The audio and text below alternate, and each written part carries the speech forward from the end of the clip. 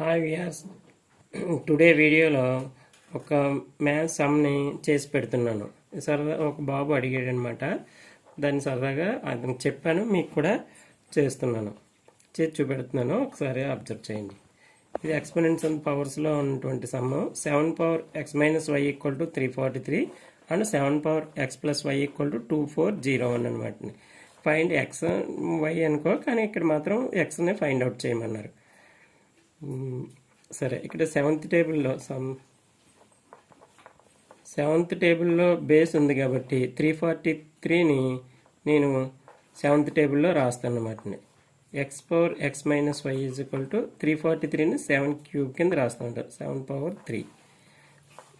ఇప్పుడు x minus y is equal to 3 అవుతుంది. Bases equal అయినప్పుడు సింటాక్స్ ఆర్ ఆల్సో ఈక్వల్. ఇది a power m equal to a power n and then m equal to n అని చెప్తాం అనమాట. ఇది same దీన్ని 1 కింద తీసుకుంటున్నాను.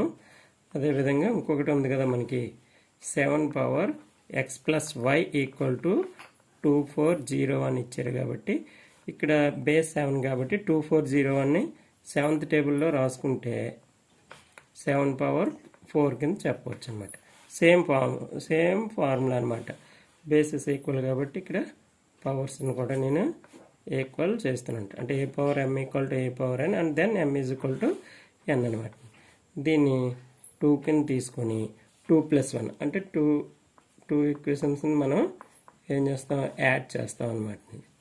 యాడ్ చేస్తే x plus y equal to 4, x minus y equal to 3.